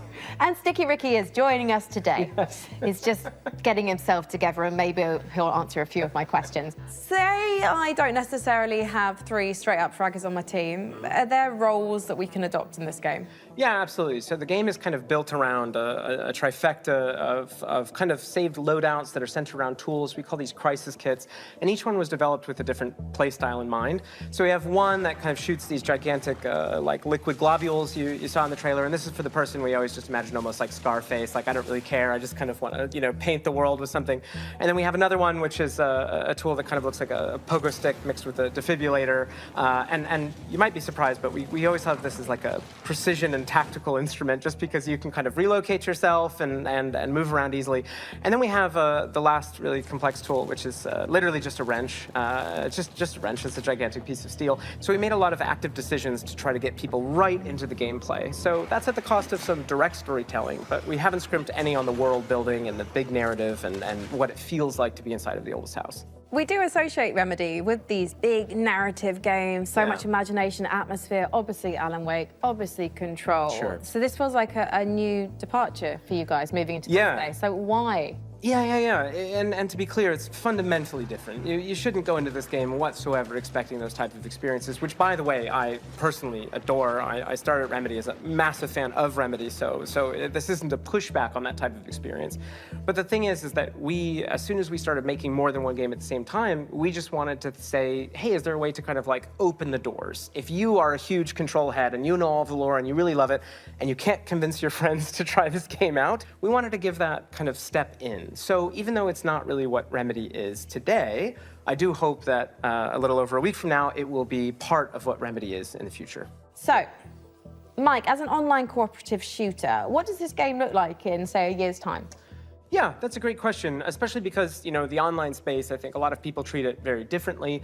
One of the big things that we're about is avoiding kind of like FOMO, like engagement. You don't need to check in every day. We're not going to kind of add a timed battle pass. So if you come in on day one and you come back to us a year from now, all you're going to see is all the great stuff that we add. And speaking of that, already in this year, we're going to add 2 more jobs. That adds to the other 5 game modes that we ship with, already growing it by about 40% by the end of the year. We've got additional endgame systems and lots of plans. I'm just pitching it's a stapler, like opened out, and it just...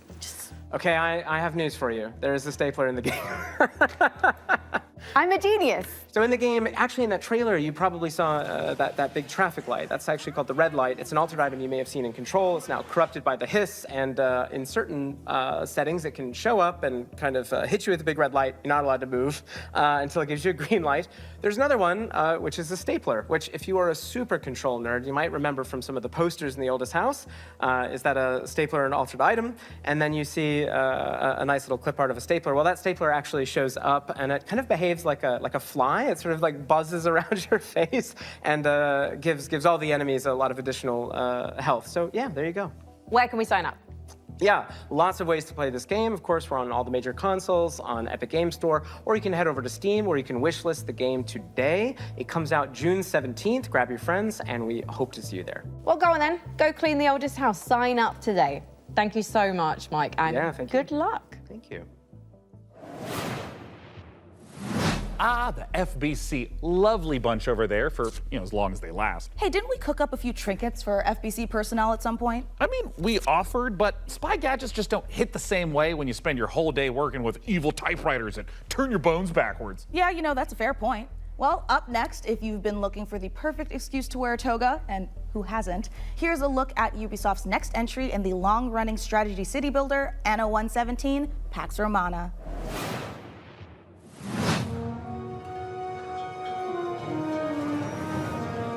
If you want to be immortalized in ornateness, here's a little lesson in greatness. If governing is your vocation, it's all about location, location, location. Go where you haven't gone before. Find a religion. Or 5 or more. Romanize your territories, or keep them Celtic if you please. Sharpen your steel or lose your head. I'd prefer Pax Romana instead.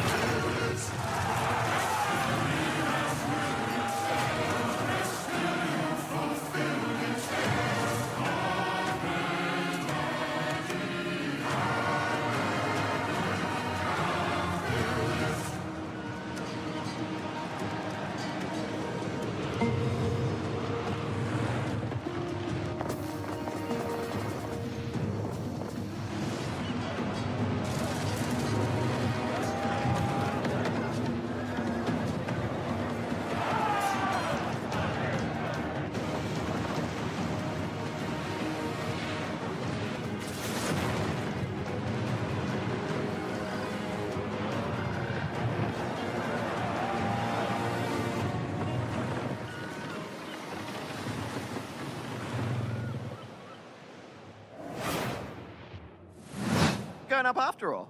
Yeah, no, I'm Nate, and I was gonna... I thought I told you there's nothing up there. Like, what's up there, though? Nothing. There's a tower. Yeah, that's it. When you get to the top of the tower, what's there? It's like a top of a tower.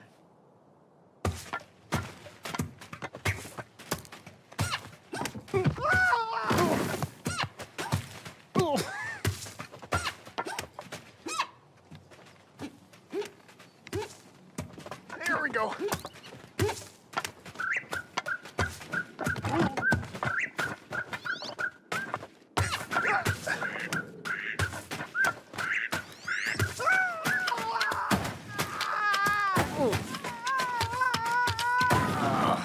Oh, I'm done. Probably nothing up there anyway. Yep.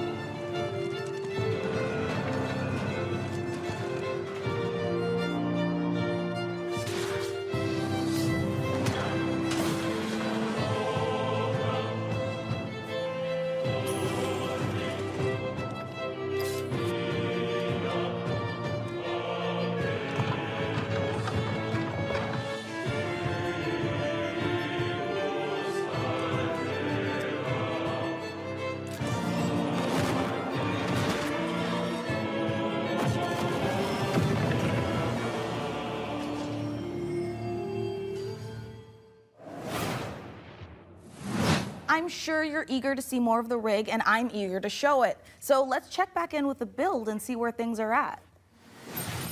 Oh, hi, Mica. We have had a slight hiccup. Looks like Jacob forgot the #1 rule of a new PC build. An offering before you start, or computer spirits drink your heart. He forgot the sacrifice. You have to do the sacrifice. You've got to do the sacrifice. Can we scold me later? All right, I should cut him loose while he's still got blood. Sit still, Jacob. I don't want to hit any important bones. I am loving how normal things are today. And a quick reminder, you can find every single game from today's show in one place at the PC Gamer Steam page over at pcgamer.com/wishlist. My own wishlist is currently buckling under the strain of so many amazing games. And you know what? Speaking of amazing games, here's our next world premiere. A brand new game published by Punkle, the creator of Vampire Survivors. Get ready to go berserk.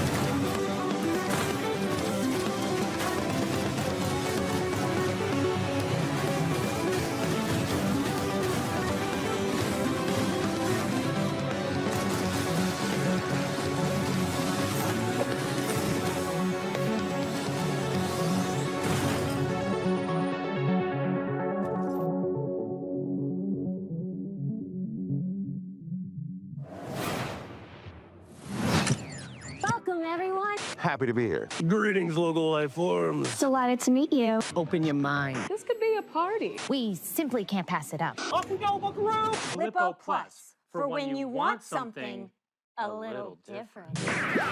Coming your way. Now. Hold up. What's on your mind? Aliens. The anomaly. The Bend. We could theoretically send TV through it. We already are. The Bend is a planet-wide hallucination and a hoax. Everybody seems so anxious to say something that they don't get their facts straight first. Consider the Bend as a source of signal intrusions and dangerous interference. The Bend is the future. It's our future. Couldn't catch me zooming into any bend in space. Let us eagerly embrace the abyss. Another dimension and television. Only on Blippo Plus.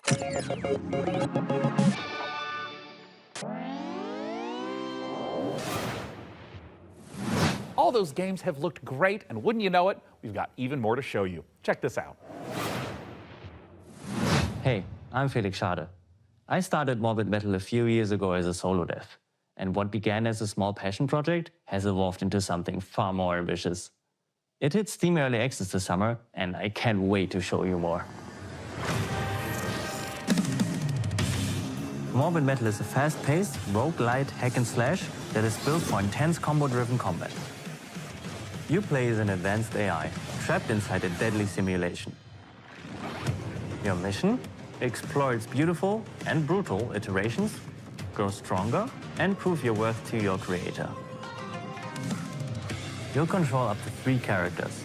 It's a bit like switching weapons in a shooter, except here, you're switching full-on playstyles. Each character has their own unique combat style and active abilities, which are unlocked as you explore the simulation. You can even chain attacks between different characters. Start with Vector to quickly dispatch enemies, switch to Flux for a flurry of hits, and finish your combo with Echo's special attack. Mastering each playstyle will be essential, as you'll face a variety of powerful enemies, each with their own attack patterns and weaknesses. And at the end of every biome, you'll face powerful bosses. These are dramatic, high-stakes encounters designed to be tough but rewarding. Each new run reshapes the world. Layouts shift, enemy types change, and you'll have to adapt and make strategic choices to succeed. Choose character upgrades, buffs, or curses that change how you play. Some of these choices push you to take risks, others offer abilities, rewards, and modifiers, which alter your combat style, making each run truly unique. Play the free demo tomorrow during Steam Next Fest and wishlist now for early access on August 20th.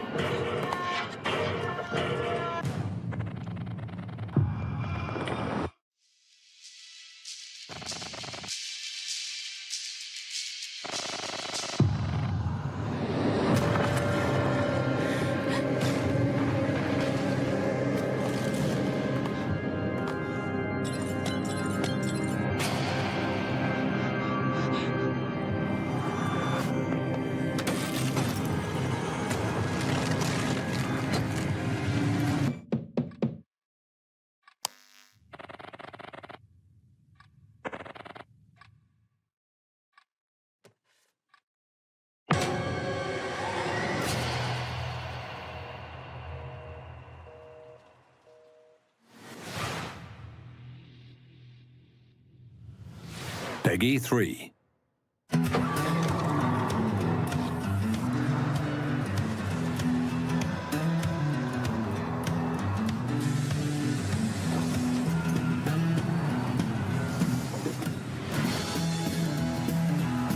Good morning, Emberville. Today is the first day of our very own public bus service. The bus services will start in the tracks and ash tree, but will expand to more neighborhoods as passenger approvals roll in.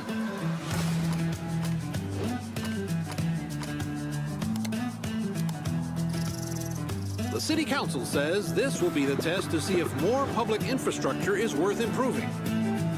So get out there, ride the bus, and let your voices be heard.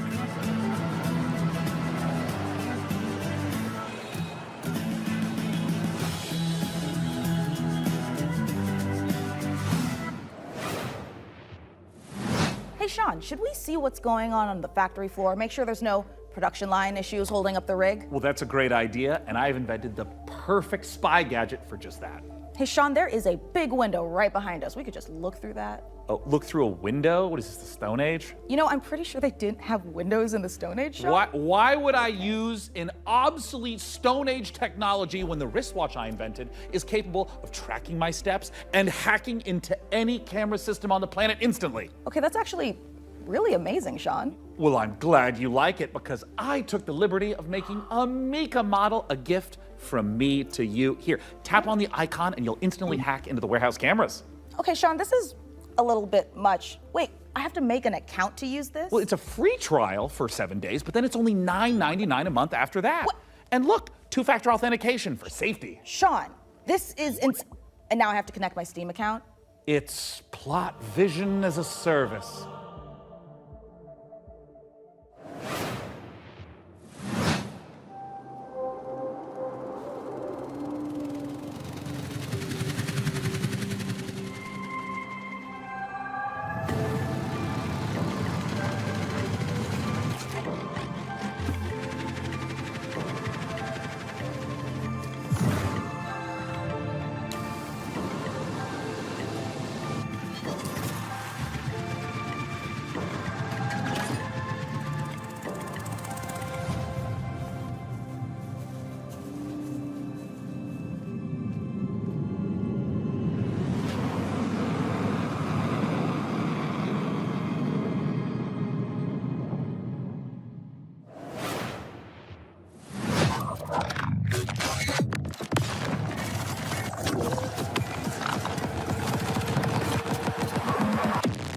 Subject decimated.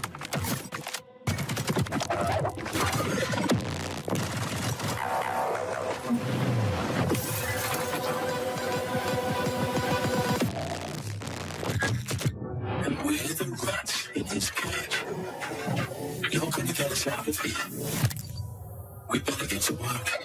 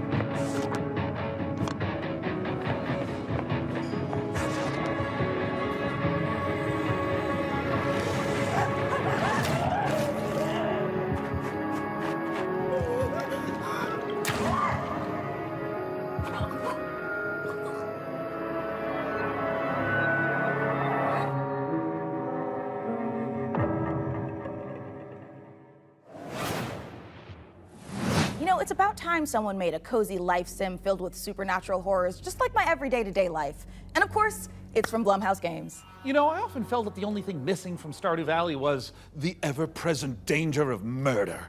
So this should hopefully scratch an itch. And Grave Seasons isn't the only world premiere horror game we've got for you. Feast your eyes on this, if you dare.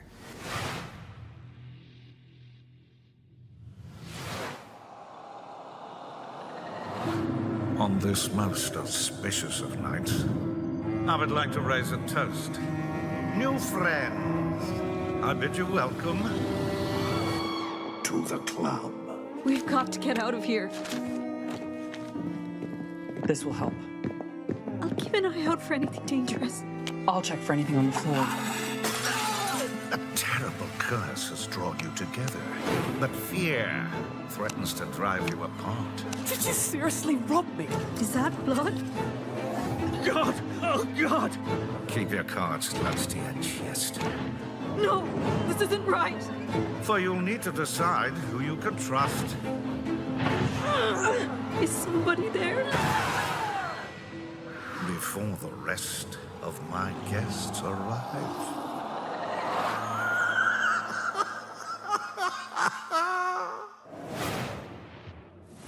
Horn of the Abyss, Vampire the Masquerade, Bloodlines unofficial patch, Doom 3 Phobos, and more mods join GOG. Pre-installed and ready to play, smooth as never before. Just add the mod to your library, click download, and install it. It's that simple. GOG has teamed up with modding communities to bring you iconic fan creations, which by restoring cut content, fixing long-standing bugs, to introducing entirely new quests, characters, and experiences, breathe new life into classic titles.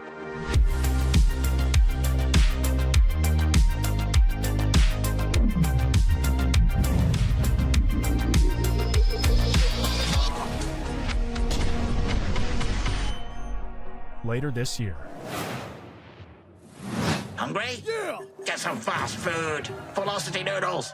Fast food at its best.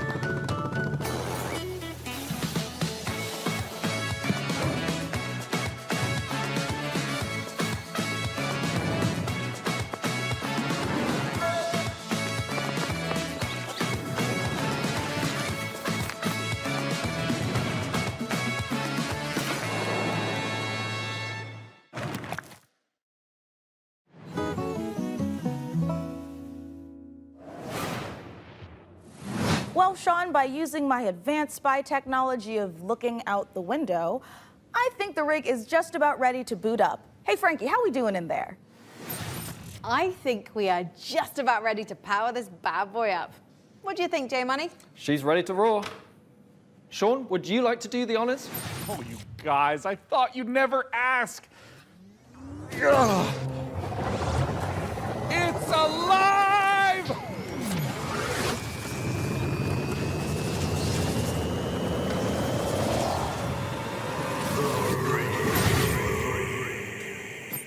It's beautiful.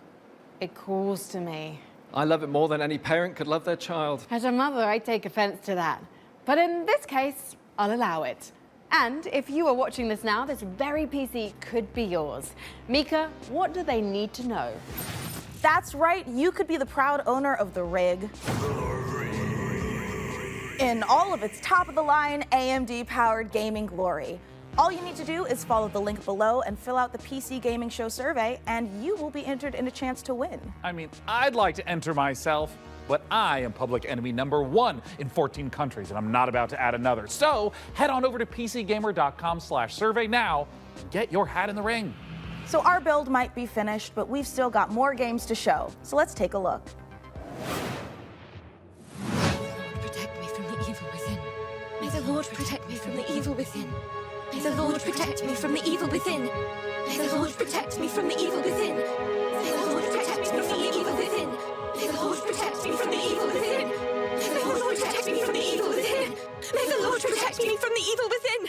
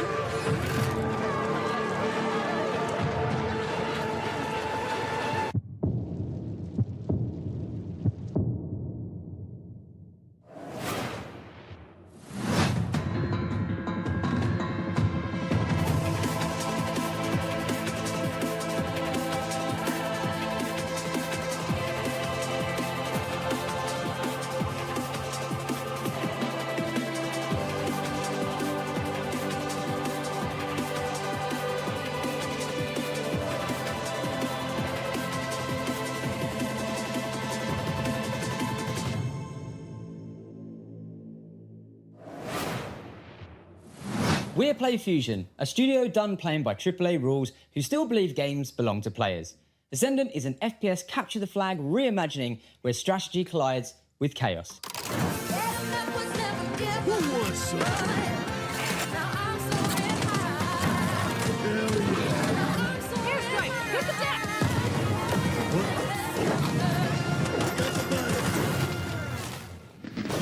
It's like capture the flag on crack. Edmund McMillan of The Binding of Isaac. This here's Tyler Glale. Yeah. We're coming to you from Santa Cruz, California. Hometown. Number 1, this is not a wig. Yeah. Number 2, we got a game coming out soon. Yeah. Here's the trailer. Yeah. What seems to be going on with the little guy? Yeah, I think my cat's sick. Yeah, he's got a broken neck. He has horrible IBS. His mouth and one of his ears are missing. His soul was removed by a Kandarian demon. What was that last one? He's taken a shotgun to the face a couple times. What? He's got rabies, I'm pretty sure, and he's made a deal with the devil. He was stabbed repeatedly in the neck, chest, face, and hair. He's incredibly dehydrated. He has depression. Who doesn't nowadays, right? He appears to have a conjoined twin. I don't really. He has a gambling addiction. He was probed by aliens. He was mauled by a large headless beef. His tail appears to be growing ahead. He has ADHD. He got into a fight with a dog. Eugenics, coming to Steam February 10th, 2026. Magnificent games and a magnificent gaming PC that you could win. Once again, head over to pcgamer.com/survey for a chance to claim the rig. Mica, have you noticed that since powering her up, we've been hearing that annoying, super ominous voice? Yeah, kind of like we tore the very fabric of our plane of existence and brought through this terrifying unknown being drawn in by the awesome processing power of the rig. Oh, thank God it's not just me. No, it's not. And you know what? I know we shouldn't mess with whatever this is, but the rig. Yeah, I feel it in my teeth. God, same. But okay, listen. The show's almost done, so let's finish strong and agree to stop messing with whatever is saying the rig. Great idea. Let's close out the show the same way we began, with a trio of exclusive world premieres.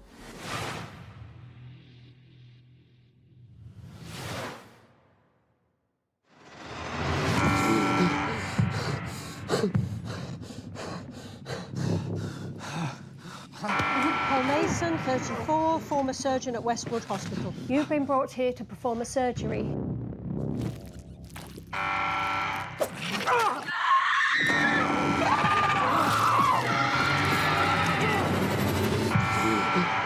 Paul Mason, former surgeon at Westwood Hospital. I don't know how, but I think we've done this already. All I want is a way out of here.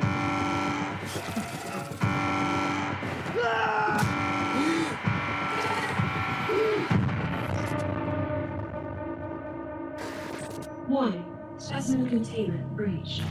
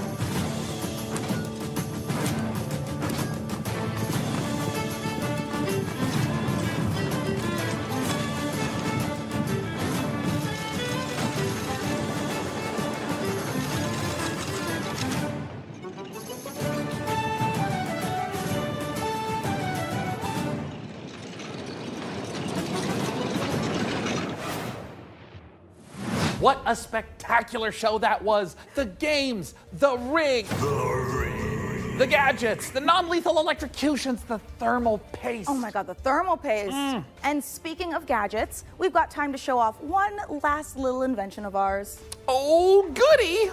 Inside this keyboard is a hidden compartment for storing hand-encrypted messages, and I've left a special farewell message for the viewers. We have just got to crack it open.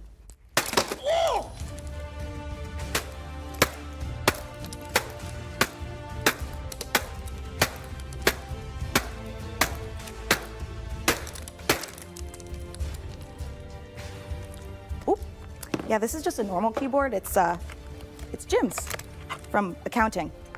Poor guy can't catch a win, and this soon after the divorce? Oh, a reminder to everyone, thermal paste isn't food. A big thanks to Frankie and Jacob for building the rig. And thanks, of course, to all of you for tuning in. We'll have to work super hard to top this when the PC gaming show Most Wanted returns in December. Thanks for watching. See you in December, everyone.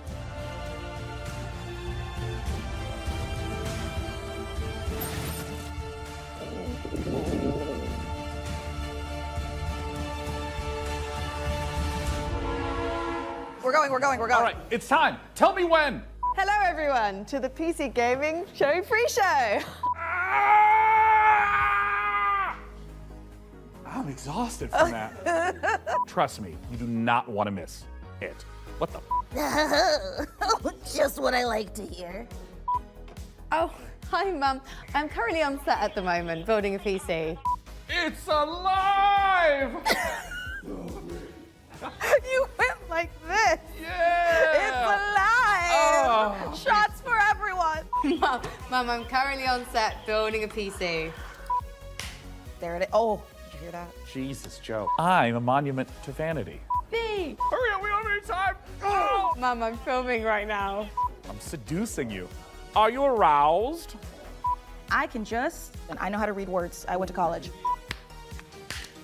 Whoa. Oh. There it is. During let's go back to the top. I inhaled my spit. Better hurry up. This is starting to hurt, my guy. I can hear you, and so can the rest of the crew that I'm currently filming with. Let's take a look at our next game. That's a good take. If you dare. Spooky.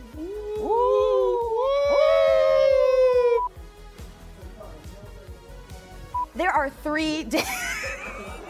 12 p.m. Pacific for... Oh, it's on the end of this cruise show. I'm ready to. Say hi, viewers of the PC Gaming Show 2025. Let's just get ready. There it is. Incredible. Bye. That might have been my greatest take of all time.